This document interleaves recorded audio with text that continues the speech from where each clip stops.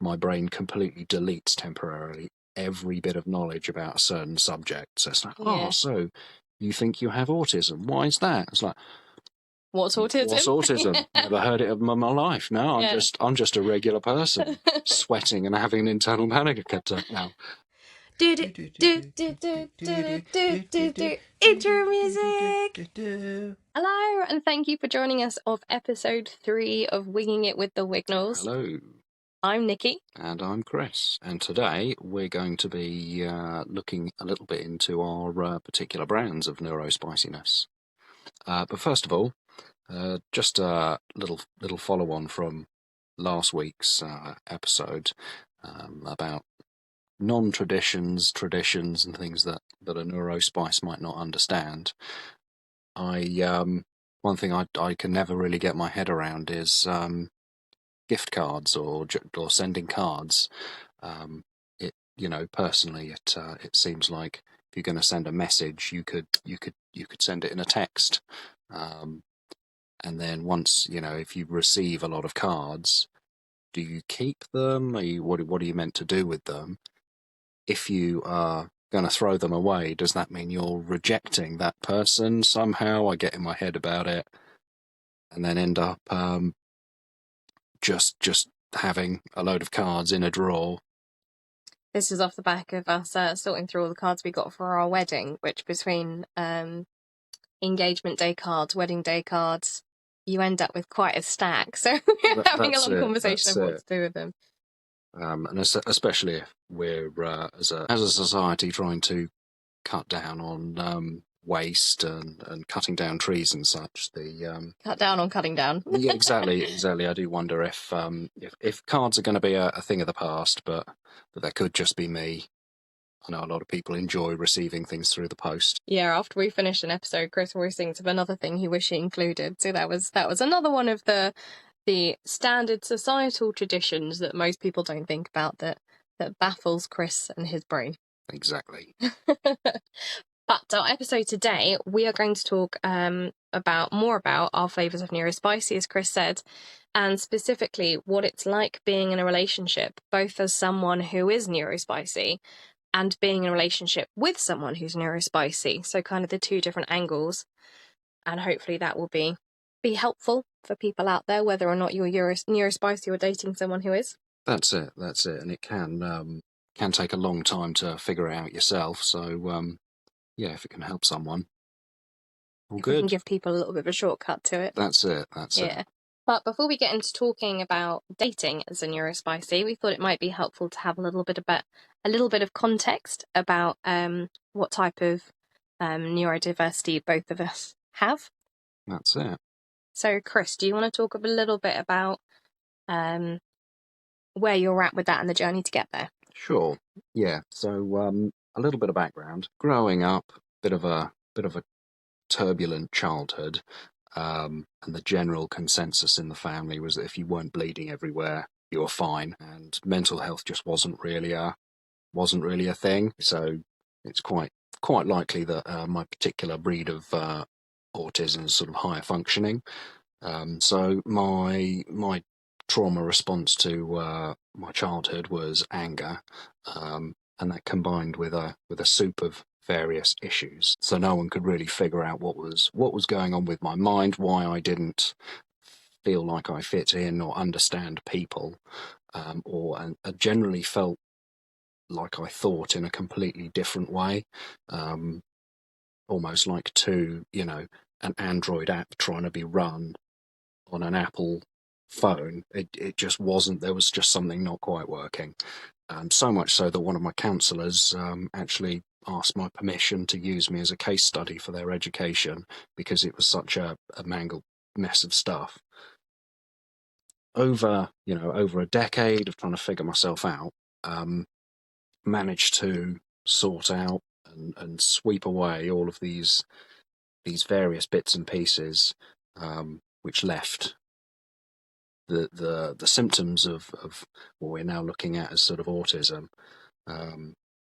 Another difficulty was that I have the alexithymia symptom, which is where you have an emotion, but the signal that tells your brain what emotion you're having isn't there. So you've got to rely on physical sensations to kind of describe how you're feeling, which when you're seeing a counsellor or therapist that say, oh, how does that make you feel?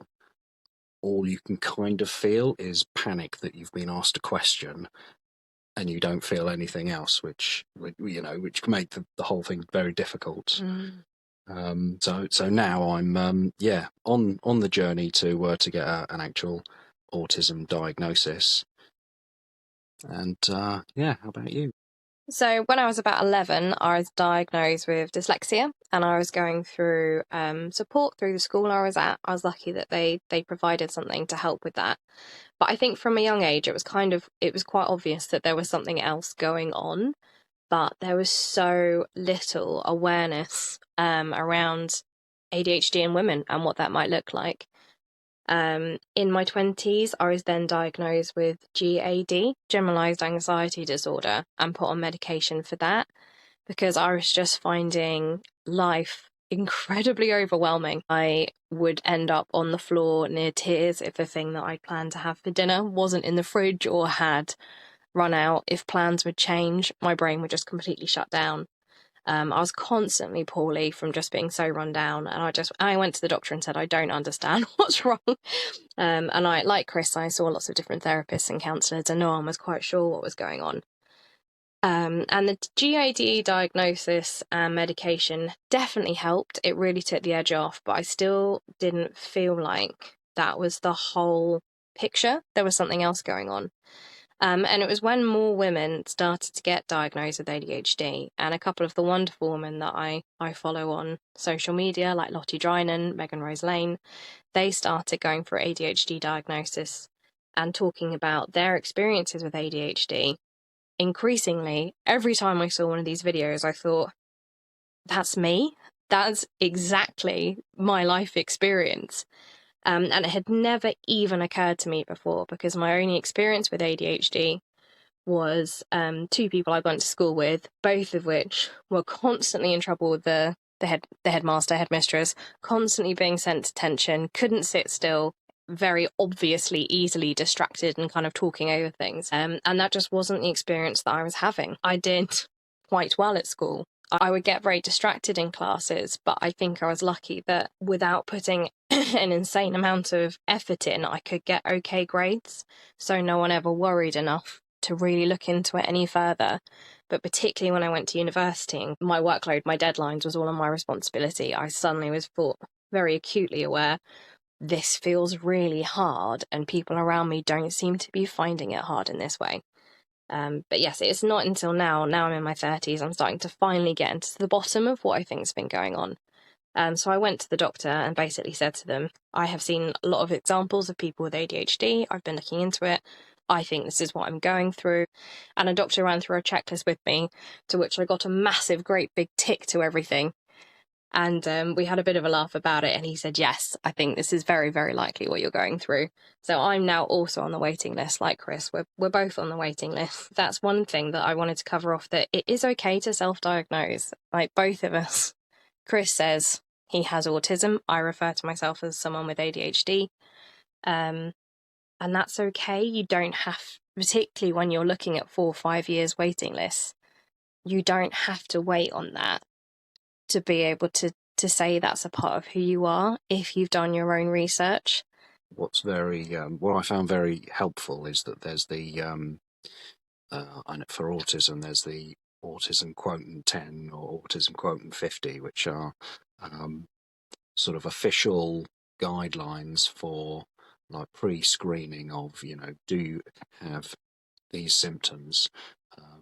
And I got quite a high score, and I was able to go to my doctor and say, look, I think that the value of this particular one was over 23 is our symptoms of autism, and I've got 49. Can I then go? I aced the test, doctor. Yeah, I'm doing so well. Look at my high scores. It was like, oh. But yes, so there are official websites that deal with this, backed by like the NHS and other medical institutions. So these are, I highly recommend going looking at those. I know there are lots of these sort of quirky, oh, do I have this? Do I have that? But then there are some, official, more proper medical ones that would give you a clearer perspective. And actually taking those to your doctor would be really helpful, because they're likely to ask the same questions. And what I find is that if I'm asked things straight on, my mind goes blank. It's I my brain completely deletes temporarily every bit of knowledge about a certain subject. So it's like, Yeah. so you think you have autism? Why is that? It's like, what's autism? What's autism? Never heard it in my life. No, I'm just a regular person, sweating and having an internal panic attack now. So if you've got the answers to these questions already there, it can kind of bypass a little bit of that. It can be intimidating trying to go through all of your experience. Particularly if you're not someone that's naturally that's great at that sort of interaction anyway. And so one thing I wanted to add in was that a lot of through my journey trying to looking into things, a lot of the doctors I saw would say, oh yeah, but everyone's a bit on the spectrum, or everyone's a little bit this, not kind of realizing that I wouldn't be asking if it wasn't causing me considerable distress. But I believe there was a change in legislation in 2014 that said that if you're making a serious inquiry, they have to refer you for the NHS in the UK. So it's very pleasing that that this is now will be taken seriously. Did you say that's the right to a diagnosis? Yes, that's called? yes, yeah. That's it. So if you're not being taken seriously, you can push that with your doctor. Yes, that's it. If a doctor doesn't feel like they want to, you can push back, and you will get seen. The flip side to this is I now have 5 years to wait because I'm at the bottom of the list. Probably 4 years now. Yeah. But it's kind of good that lots of people are now feeling they can get seek a diagnosis and ultimately seek the help that they want. Another little thing I wanted to mention was, I'm 35. Why would I get a diagnosis, especially as I've seemed to mostly figure myself out. I know what situations I'm not going to do well in. I know situations that are going to freak me out or I'm going to get overstimulated by, and I can control a lot of them, especially because I've got the confidence to just tell my mates, no, I don't want to go clubbing or stay up till 4 a.m. That sounds terrible. And for me personally is that having like the official diagnosis feels like having a bit of legitimacy. It should be, if you should be able to ask in various groups and things, but if you've got a diagnosis, I don't want to do something to when we have a child that's going to give them daddy issues or other quirks and things, trauma, other things, because of the way I've responded to a growing child.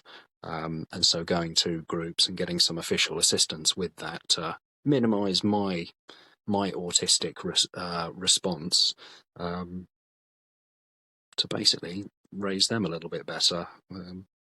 Yeah, there's a number of reasons we both wanted an official diagnosis, particularly the fact that we would quite like to be parents. But yeah, there's still a lot of validity in self-diagnosing even before you've had that official meeting, if you've done the research. So I will caveat that as there's so many reels around autism and ADHD out there now, and not being like, oh, I struggle with my money, that must mean that I have ADHD, or I get socially awkward, I must be autistic. If you genuinely think this might be something you're experiencing, do your research, speak to your friends and family. Both of us, when Chris said to people he knows, I think I might be autistic, the almost unanimous response was, well, yeah. Yeah, And I had so quite similar with ADHD. So I'm not just saying if you've got a slight inkling or you kind of respond to one thing on a list you see, start telling everyone that you've got X, Y, Z. And both of us have done a lot of our own reading. I've got a fantastic book around ADHD in women. There's a lot of stuff on the internet. The GP gave me a huge pack. I've also spoken to counsellors about it. It's just so we didn't both feel like we were basically on hold with this potential chunk of who we are until the doctors managed to get to us to give us a diagnosis, so we could still feel that we're doing stuff to kind of work around it, help ourselves, personal development while we're waiting. That's it. A mantra that I had, and I had given myself, was you don't get help if you're higher functioning, and I feel that's not helpful, in that if you're higher functioning, you will be a lower priority, but you will get help. Don't see the medical services as the enemy, or they're working within what they can and they're doing their best. You don't want to make it a you versus them thing, even though it can feel like a slog and difficult to get to the right thing. Everyone's just trying to do what they can. Yeah, definitely. So one of the things that we wanted to talk about, in the hopes that our experiences might ring true with people out there and help them feel a little bit less alone, and also so we can share some of our tips of how we handle it, is what it's like dating or being in a relationship as someone that's neurodivergent. So for me, there's a lot of things. The more I found out about ADHD and what that can feel like, the more the context of me in a relationship started to make a lot more sense. I have always been incredibly all in from the start. I have definitely had things like needy, too much, over emotional, and that seems to be experience of actually quite a lot of women with ADHD. We feel things very deeply, and I used to think that there was something wrong with me, just because that was kind of a consistent trend in relationships and friendships, of just feeling like I was too much. I definitely relate to everything I've read about RSD, which is rejection sensitivity disorder. It's where you can feel more sensitive to things that feel like rejection. So it doesn't even have to be your conventional rejection of, no, I don't want to go on a date with you, or being stood up. Even something as simple as a funny look, or someone not being excited about what you're suggesting for dinner, or a little bit of a snipe back because someone's in a bad mood, can physically feel like being slapped in the face or punched. And I've just never understood that. And I think before I knew the context of it, I used to very much blame the person I was with for making me feel that way. I was hurting and I saw it as, they've done that. Whereas now I understand that it's really coming from internal, and quite often it's not actually the case that they were trying to do anything hurtful or were in any way annoyed. I found that really helpful. It's been like kind of allowed me to work on it a bit. Other things I found with being ADHD is that I very much like to be in control. There's a common saying that if you've got ADHD, you feel like you want freedom and chaos, but you actually thrive in structure and control. And I think that was one of the ways I very much learned to mask and deal with it. I was incredibly in control of myself at school. Had to have my schedule. My schedule was very repetitive, had to know where everything was in my locker. And I very much took that with me into the way that I live my life.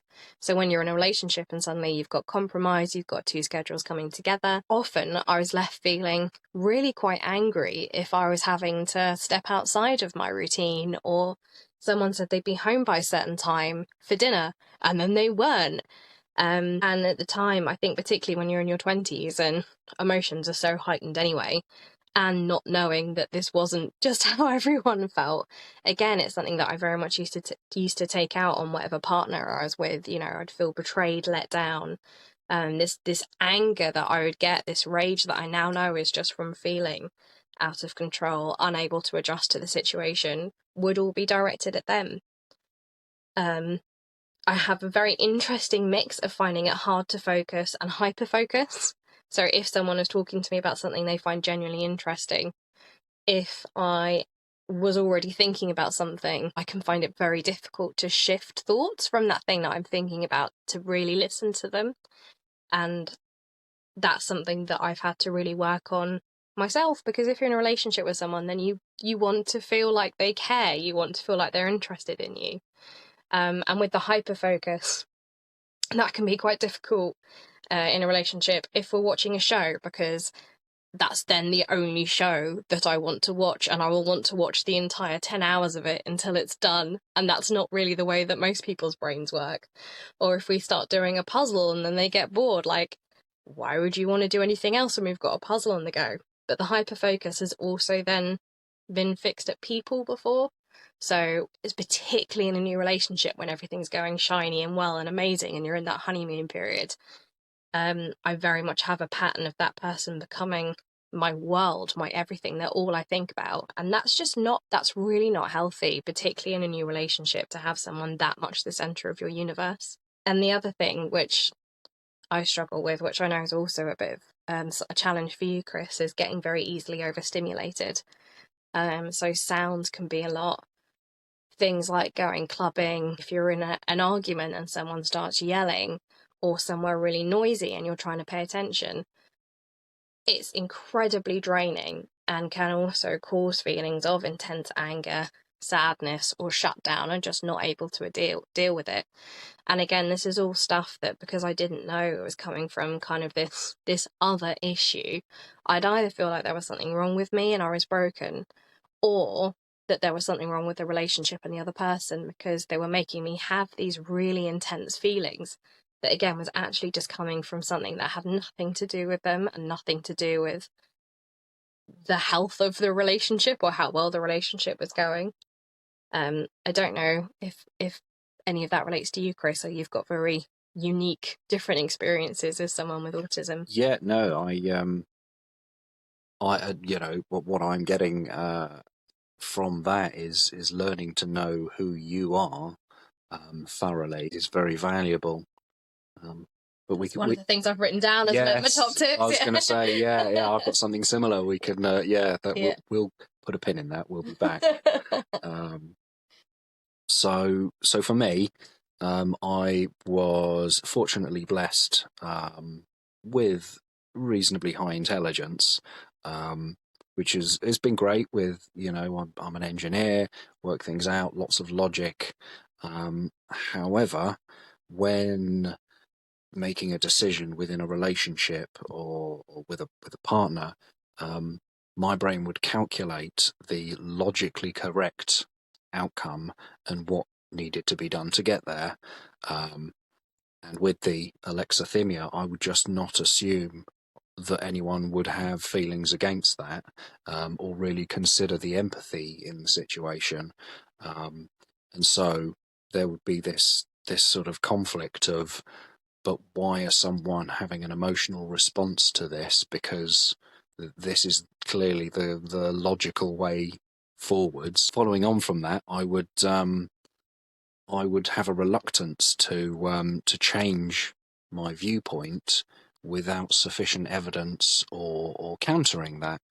Which, if if the other person isn't thinking in the same sort of framework that I am, that can be very difficult to counter with, but that might not be the correct way to go forwards, because there are these emotions involved, and my brain would say, well, those emotions are silly then, which is really unhelpful. Again, in a bit I'll go to looking into our previous relationships and how they conflict, but there's a lot of very relevant conflicts.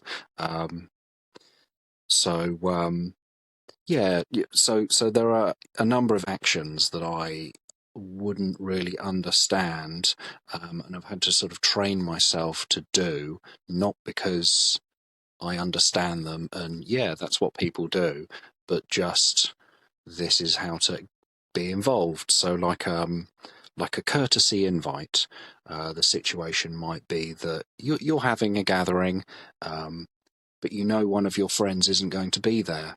They're busy. They're busy. Yeah, maybe they're away seeing family or something. So the way I see it is that that they're not available. They know, and that they're going to reject the invite politely, but they're going to reject it. So why waste the breath and the time putting out the invite? They know we're friends, and it's not a slight on them. But so why bother? However, that's not how people in a society work. So I kind of preface it with a courtesy invite. I know you're not free, but that's how I kind of work it in my head. Another thing is small talk. Personally, I think they're just because there's no depth to the words, depth to the chat. I just don't see the point in having it. Really, it's So is this something that comes up when you're like bringing this back to relationship? Is this when you're dating? Yeah, that's it. Either dating or meeting new people, really. But yes, also with that, you're trying to get to know someone. I want to immediately jump in with, the really meaty conversations, to really know how someone thinks about topics and get really involved in it. However, people aren't comfortable doing that straight off. That's probably another autistic thing of oversharing. If someone asks me a question, I will answer the question regardless of how not safe for work or otherwise. Whether it's someone that's known you 5 minutes or 5 years, yes, they'll get the same answer. They will get the same. They will get an honest answer. Yeah. However, small talk to me is everyone's experienced the weather. Everyone knows what the weather is. Why do we need to bother saying, at the moment the UK's a little bit warm? We all know this. Somehow we're all going to talk about it. Why? I don't understand. It's just, and I think it's just because people are scared of the silence and are covering it up with words that don't mean anything. Interesting. However, I have learned to embrace the small talk. We used to have long patches of silence in our last relationship because Chris felt there was nothing of note worth saying at that moment in time, and I used to really struggle with that as someone that hates silence. That's it. It's almost my brain would just be going around the similar to if you don't have anything nice to say, don't say anything at all. It's if you don't have anything of value or quality to say, don't say anything at all. Which that isn't how interactions work, and that's something I've worked on. We've touched on briefly, but being too honest. There are, especially with the way of phrasing some things, can be very detrimental. It can feel like, if a hypothetical individual has a rejection issue, the way that you can phrase things can just be a punch to the gut. Your stereotypical, does my butt look big in this? A lot of learning of not just saying yes. Well, yes. So that's the thing, and it's working on those. It's not a case of lying. It's a way of thinking about how you're going to phrase something so that it's received positively or in the thing.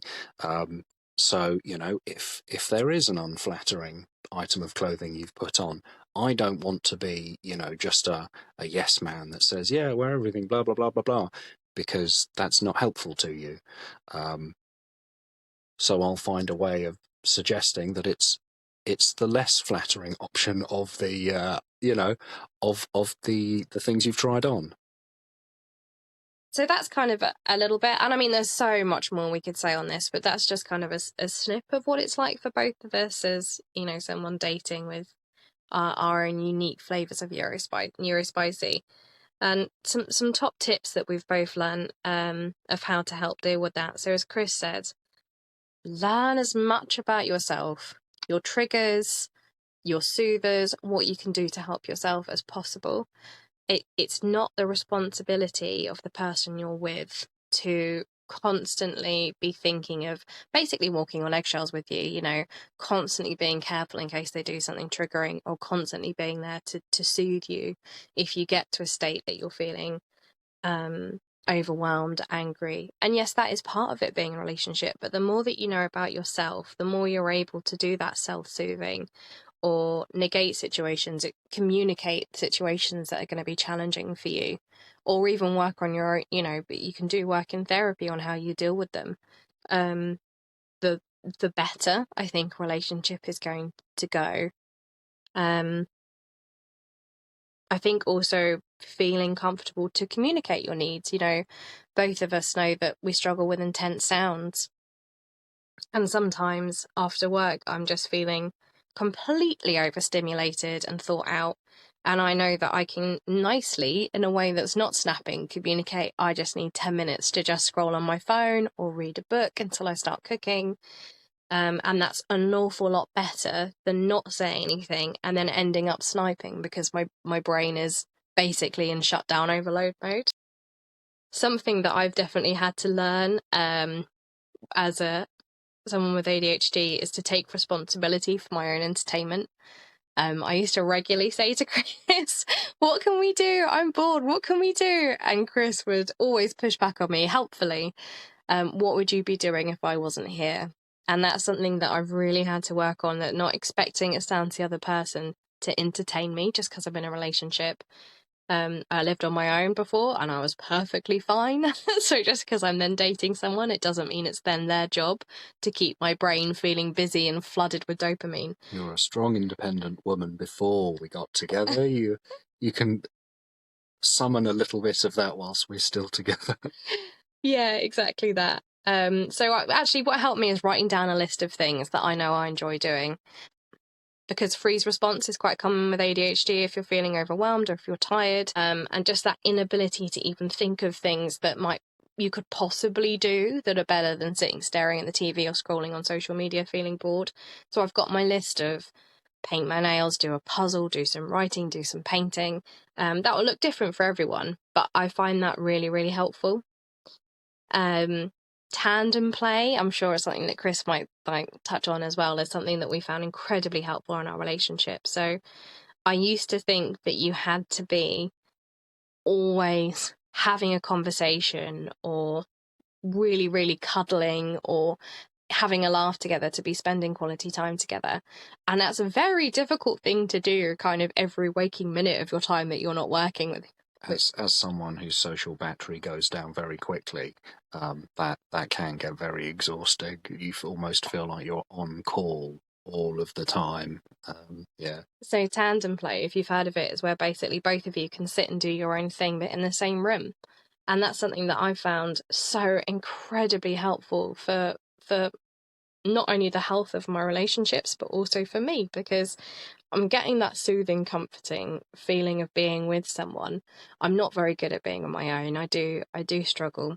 But I'm not draining them or relying on them to the same level, and I'm entertaining myself. So quite often I'll be doing a puzzle and Chris will be painting next to me, or I'll be writing, Chris will be painting next to me. That's usually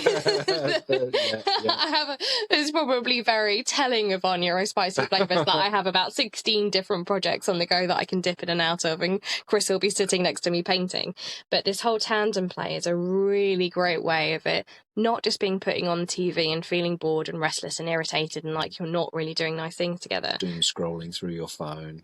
But still feeling like you're having time with your partner. And every now and again, we'll show each other what we've been doing. Chris will show me what he's painted. I'll tell him about the chapter I'm writing, or show him the bit of the paint by numbers I've just done.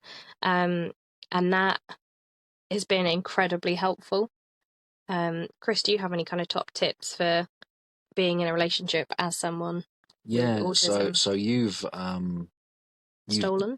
No, it's quite interesting actually. You've done it from a perspective of looking into yourself, whereas I've done the perspective of looking towards someone else. First one is being aware of signs of distress. Now this isn't necessarily always obvious, especially if the signs can come in, or if someone's likely to just start snapping there were probably signs before that that they were in distress, and be able to sort of assess what might be causing it. So things that I can do to distress you is when my mask slips, which, as described as sapping all life and energy and happiness out of a room, which I can do if I'm suddenly faced with something that I need to think about. My, all unneeded programs get paused, including not looking like I want to stab someone. So you'll ask me a question. Oh, what do you think about this? And outwardly, it looks like I am suddenly very angry that I've been asked this and very upset. So back to the communication. We had a chat to say, look, this is what happens. I will try to address it, but consider my face going into screensaver mode, and I'm just working through the problem in my head. Also, I may have just done something that I think is perfectly normal, but is sort of a little bit tism, and you're just very confused, or it's just been very unhelpful for the situation. And other things like, if you see these sort of signs of distress, think about if communication's open, you will know what sort of things might just be happening in the background that are making things a little bit more difficult, like work or family things, or like us, we have planning the wedding, which got very stressful. And then when thinking about how you're going to sort of approach or assist, try and understand what they need, not what you would want. And this was very difficult for me, because when I get overwhelmed, all I want to do is be left alone, shut myself in a box, and not see anyone. However, if I just suddenly ignore someone because I think they're, upset or whatever, that's definitely not going to help. I know that I'm, not great at saying motivational speeches to kind of bring up your spirits, but I know that I can just come up to you and give you a hug, and that'll help. That'll show that I care. And hopefully it does actually help, and I'm not actively trying to solve the problem that I am probably just gonna mess about, or it's not my business to solve unless you're inviting me to help you solve it. And it's learning in what ways you can be there for someone that still play to your strengths. Exactly that. And I know, if when you're talking through anything someone's going through, I have a tendency to want to, my logical brain will suddenly start racing, because I'm like, a problem that needs solving. Let me just go through my database and see how the logical way of solving this is. And I think something that you found once, which was someone asking, do you want someone to solve this for you, or do you just want to rant and do you just vent, need someone to listen? To listen? And I have struggled, and I'm working on being just listening and not try and shut that engine of a brain down before it starts, and just snapping out all of these potential ways forward. Because if your brain is at its sort of low battery capacity, you don't need all of these extra things to think about. But yeah, as touched on, it's all about communication. If you know yourself and you know your partner, then you're going to do all right. And I have just realized that sounds like Sun Tzu's Art of War. If you know yourself and you know the enemy, you need not fear the outcome of 100 battles, which was definitely. Yeah. I mean, there's something in it. So what was actually one of Nick's groom's ladies, bridesmaids. What am I saying? Yes. It's because he's a man. Rob, yeah, my brain short circuited. Yeah, he was. Oh, okay, yes. Said that he'd overheard me talking. He mentioned this in his speech on on our wedding day, that I was talking about. It's Team Us, and I know there's a lot of rhetoric about you versus your girlfriend, or you versus your wife, and it's the wife this, or the husband that, and trying to win somehow, or and that's completely the wrong. There Isn't a winning an argument. Yeah, yeah, exactly that. You're a team. You face things together. You're winning if you feel like one. Yeah. And that's Oh. that. I know, Team Us. And that's how you should face things. Even if there's a bit of conflict between you, you shouldn't be trying to feel how you can win, or one get over the other, or anything like that. You should be both trying to figure out how you can overcome that to be one again. That's really lovely. Which I think that sounds like general dating advice, not just spicy advice. Yeah. Spicy advice is that's our other podcast. our other after dark podcast, Wiggles After Dark. That's not a thing. That's not a thing. But yes, so that's they're my bits of advice. We realise we have so much to say on the topic, we're actually going to turn this into a two-parter. So if you want to hear what it's like dating someone that's neurodivergent and top tips for that, stick around.